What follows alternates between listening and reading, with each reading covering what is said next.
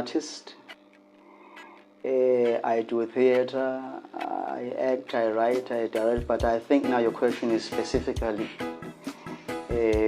based on Sizwe as a reggae artist. I'm a reggae artist from South Africa. I've got 5 albums under my belt. I've been nominated twice. Satma. I also write poetry, so one nomination was for Best Poet, and the Best Reggae Artist, and I think that was in 2017 where I received those nominations. I've got quite a lot of projects. One of them is called Reggae4Mandela. The Reggae4Mandela is a project, it's a festival, if I may put it. It's a festival that put together me and my team, where we have a whole lot of artists from South Africa. I would say all over South Africa, up to KZN, even from Cape Town. We come together in Richards Bay, which is a northern part of KZN, where we share the stage.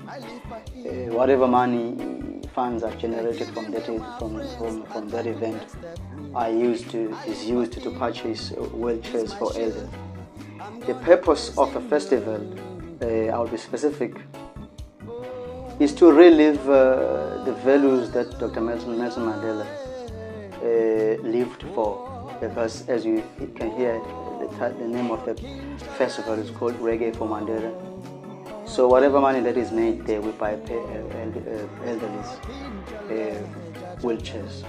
So to this far, if I may speak of the success of this festival, because this festival was started in 2016. Our first show was in Durban at the Cool Runners. We did it on the 26th, from the 2016, the 17th and 18th, and it started to take off.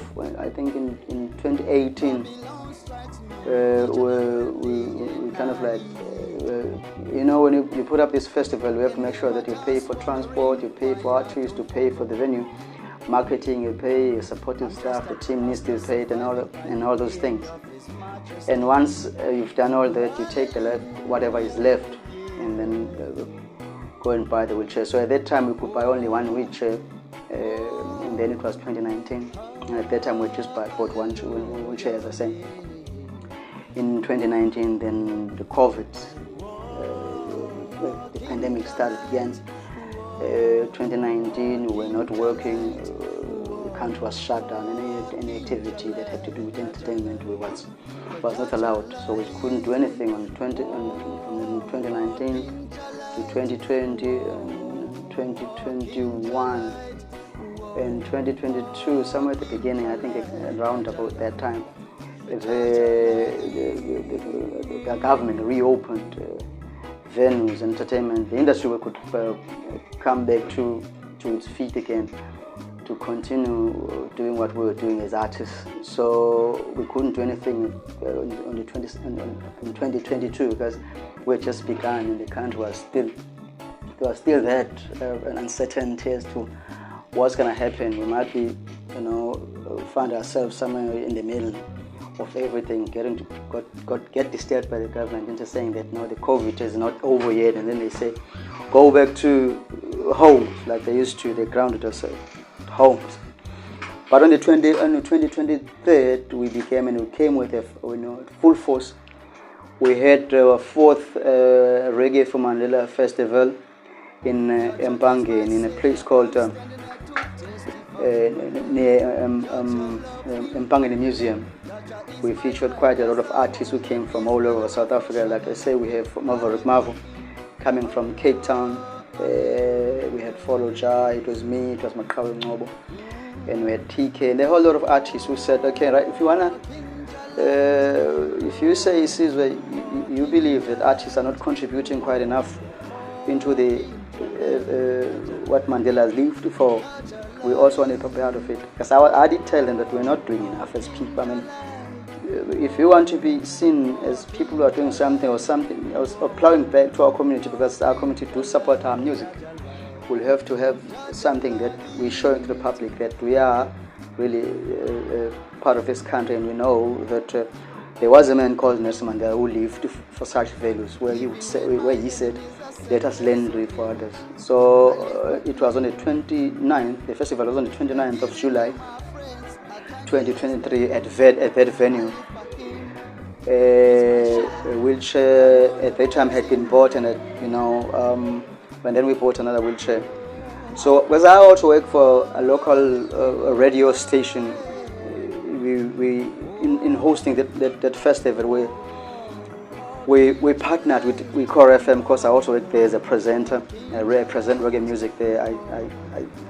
I work on Saturdays, and from 3 o'clock to 6, from 3 o'clock in the afternoon to 16 in the evening. So with that being said, we partnered.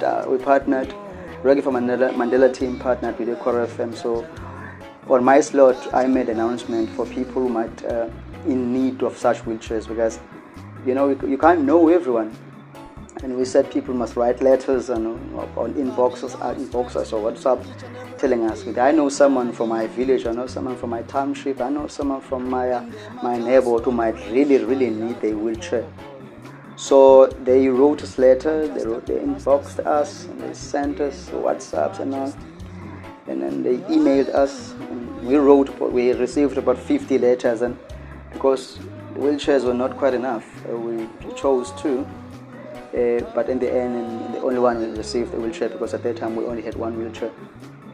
The wheelchair was to be sent to an 80-year-old woman by the name of Esther Kumalo, if my memory serves me well.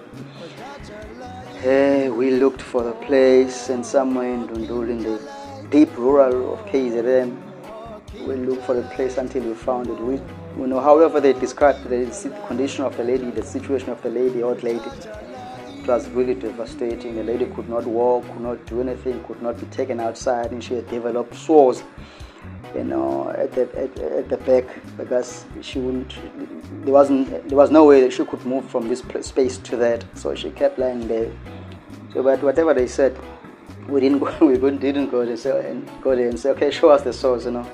You could tell that the lady needed a wheelchair, so we issued a wheelchair to that lady. That is success, if I put it.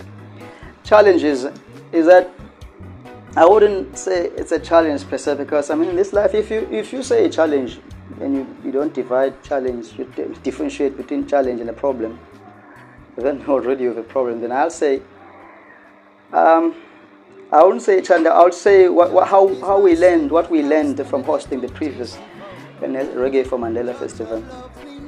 What we learned was that we needed to be more, to put more effort in marketing and advertising, and it's very much quite impressive to see that we have quite big artists who've shown interest to become part of the festival. They even spoke to me about.